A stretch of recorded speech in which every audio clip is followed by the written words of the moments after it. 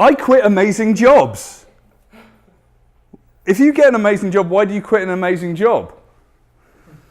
Well, it's because you know that there's more amazing things that you can do out there. The people that actually make you that good and make you that driven will actually motivate you to do more. And there's going to be a point where you just can't do any more in that job. And I'm going to talk a little bit about that. But I'm going to look at some stats. I'm using US stats because Canadian stats just don't hit as hard because we're a smaller country and they're not as up to date.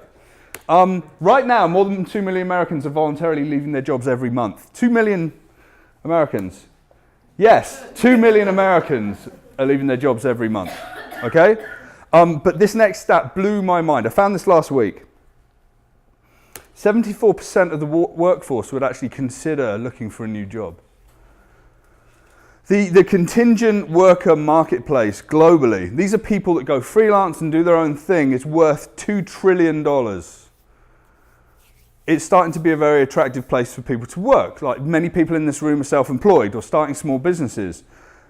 People want to be that way because they don't want to be in a situation where they don't like their boss, they don't have empowerment, they've got internal politics, and they have lack of recognition. So Accenture came out with this stat as well. So no wonder I quit. No wonder that people should quit. Okay? So from this sort of point of view of quitting not being a negative thing and actually being a very empowering thing and actually working with amazing people and bringing it together, I've come up with something I'm calling the 5-year theory, because any presentation that you have to do, motivational speakers have a theory that you can own, okay? And then everyone can talk about it. This is probably a shitty title for a theory, but I quite liked it. So the theory is that you will get bored of a job after 1 year, and you will tire of a chosen industry after 5 years. Every 5 years I've changed industry in my career.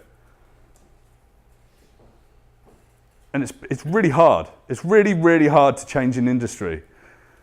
But, you know, it's so good. So good. Sorry to interrupt you. Is that based on some stats or just personal view? This is me. This is my experience. But I think this is something that a lot more people should do. People are too scared to change, and people are not thinking about the opportunities. Right. So, the world's a big place, and there's lots of opportunity here, okay? You start off with a belief. I believe that I can do this. I believe that I can do that. You look into why you want to do that, and you qualify whether there's, you know, are you going to get well paid? Are you actually going to do something creative? Is someone going to respect you? Then you get off your ass and you do it. And then you continue mastering it. Now the believe, research, and do it is very, very early on, probably in the first 2 months of any job.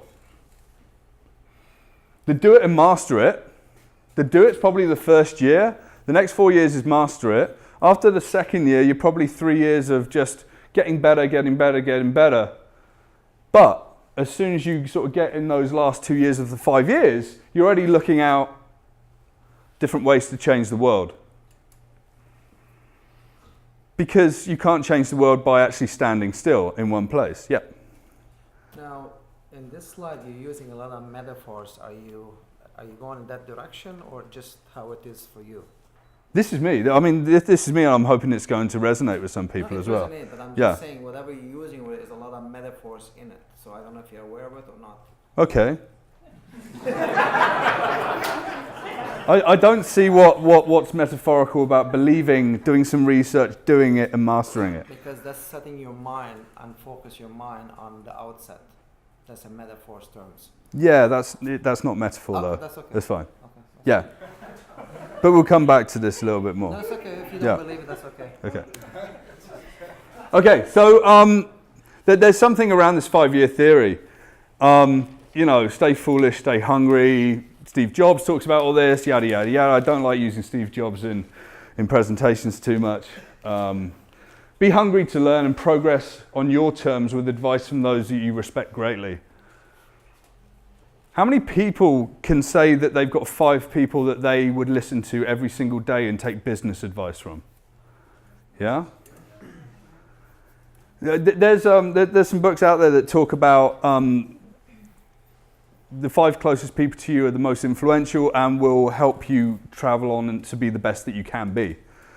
I learnt this a few years ago, and I started looking very seriously at this about 5 years ago, funnily enough, and started thinking about who I should surround myself with, and it's really important.